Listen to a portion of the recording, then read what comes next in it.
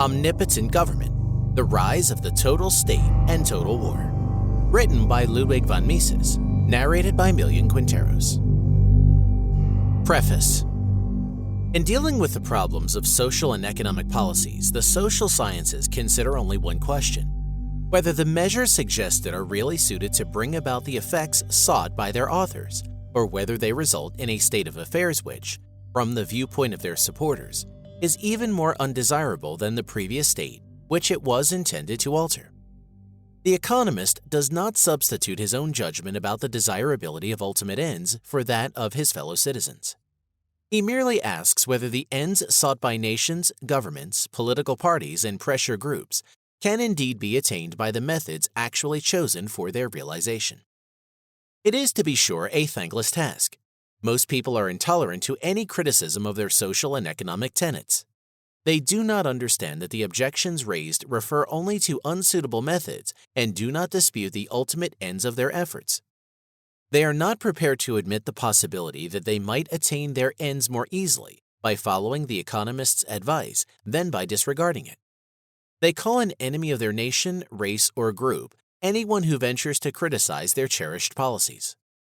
This stubborn dogmatism is pernicious and one of the root causes of the present state of world affairs. An economist who asserts that minimum wage rates are not the appropriate means of raising the wage earner's standard of living is neither a labor baiter nor an enemy of the workers. On the contrary, in suggesting more suitable methods for the improvement of the wage earner's material well-being, he contributes as much as he can to a genuine promotion of their prosperity. To point out the advantages which everybody derives from the working of capitalism is not tantamount to defending the vested interests of the capitalists.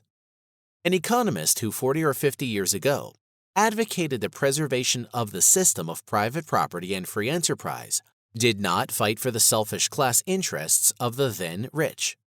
He wanted a free hand left to those unknown among his penniless contemporaries who had the ingenuity to develop all those new industries which today render the life of the common man more pleasant. Many pioneers of these industrial changes, it is true, became rich. But they acquired their wealth by supplying the public with motor cars, airplanes, radio sets, refrigerators, moving and talking pictures, and a variety of less spectacular but no less useful innovations. These new products were certainly not an achievement of offices and bureaucrats. Not a single technical improvement can be credited to the Soviets. The best that the Russians have achieved was to copy some of the improvements of the capitalists, whom they continue to disparage.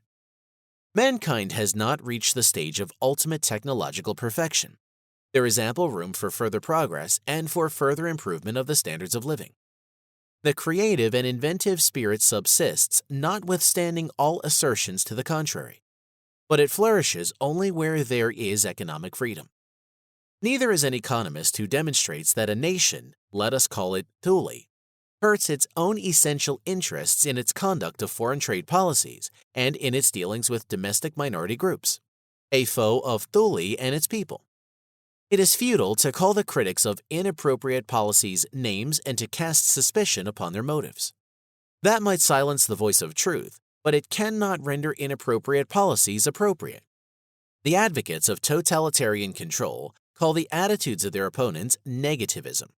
They pretend that while they themselves are demanding the improvement of unsatisfactory conditions, the others are intent upon letting the evils endure.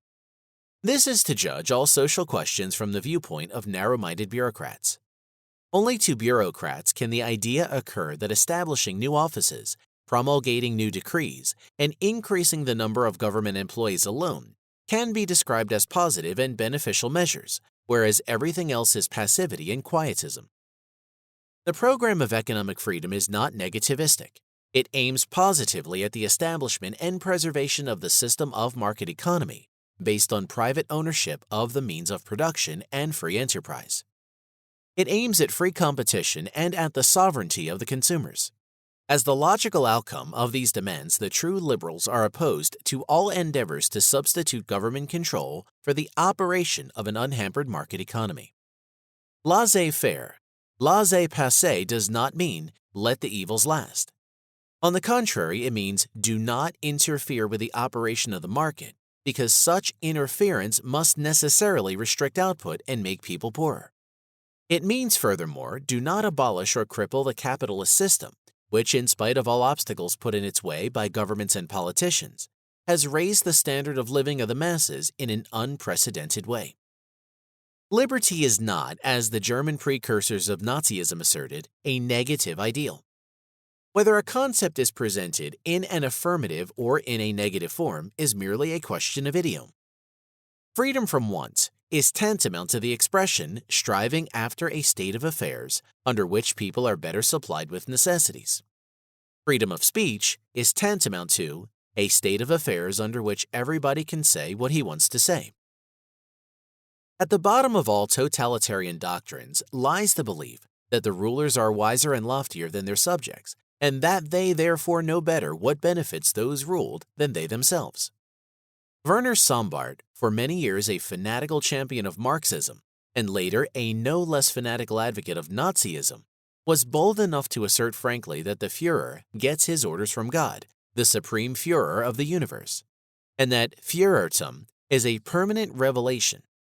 Whoever admits this must, of course, stop questioning the expediency of government omnipotence. Those disagreeing with this theocratical justification of dictatorship claim for themselves the right to discuss freely the problems involved. They do not write state with a capital S.